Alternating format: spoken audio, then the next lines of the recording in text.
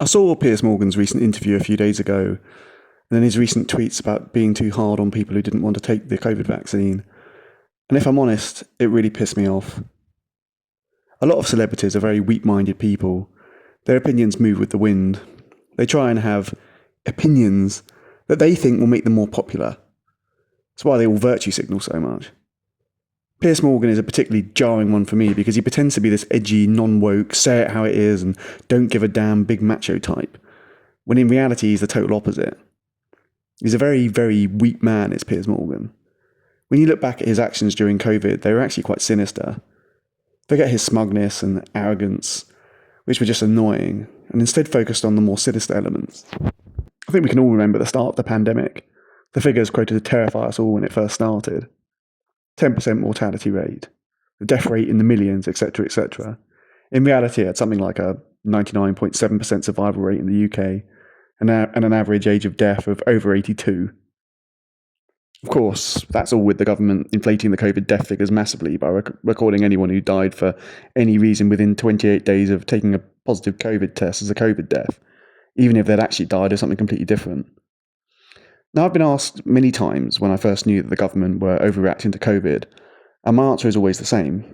It's when Dr. Patrick Vallance announced live on TV that the virus was a mild illness that did not represent a significant threat to the vast majority of the population. That should have been the end of the panic right there. For some reason, it wasn't. I realised at the time people wanted it to be bigger than it was, worse and more dangerous. It's messed up, but I promise you that's true. People wanted to be part of something big historically, something monumental, even if that thing was something bad. Politicians, the media, most of the public got swept up in the hype and what eventually became hysteria.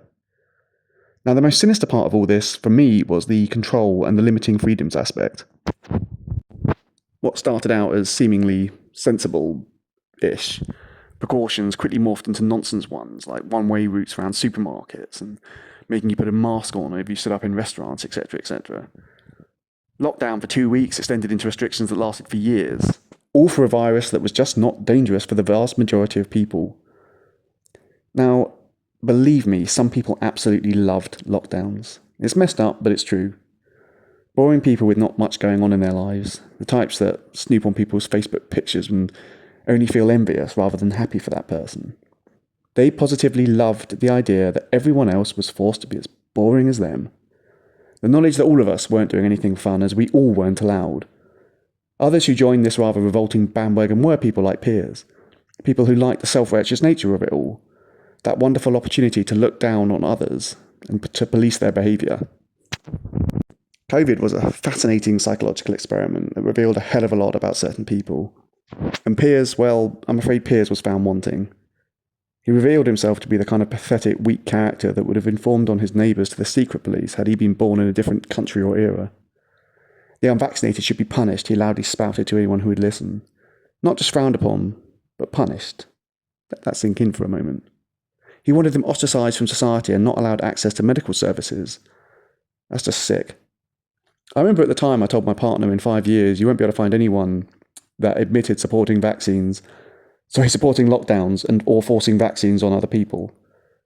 And so it's turning out. People like Piers are backtracking spectacularly and trying to make out they pushed views that they did not. How quickly people forget. Piers now tries to act as though he was a lockdown and COVID vaccine skeptic all along.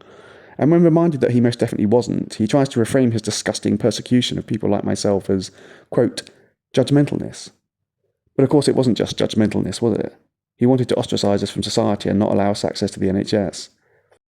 Now, I'm no vaccine skeptic. Vaccines work. It's why we don't have illnesses like polio in this country anymore. But the way the COVID vaccines came about, it broke all previous protocols. They arrived years earlier than they'd previously been announced, and they were released to, this is to quote Pfizer's own website, as for emergency use only. Thanks to the news and people in the media like Piers, people like me were branded dangerous idiots for not taking the vaccine. Yet I'd done my research. Opening up once the vulnerable and the over 70s had been vaccinated, mission creeped into everyone has to have the vaccine for us to open up. The entire population suddenly had to have it, apparently. Friends were always so surprised, friends of mine, when, after they'd accused me of spouting fake news, I'd get them to log on to the Pfizer website and read for themselves that the vaccine they'd already had injected into their arm was actually only approved for emergency use and was still undergoing long-term safety trials. I can still remember their expressions when they first read this. Had Piers and so many others had their way, millions of people like myself would have endured a very, very difficult time, and we might even have eventually been locked up. Now that seems unbelievable now, but believe me, that is the direction we were headed in at the time, fully supported by useful idiots like Piers. It was only thanks to people like the NHS workers that refused to have the COVID vaccine, and frankly people like myself that went on protests in the tens of thousands, that the government and the many other sinister forces involved realised that they were not going to be able to get away with measures like this just yet. So no, Piers, I won't let you cynically reframe your actions during COVID.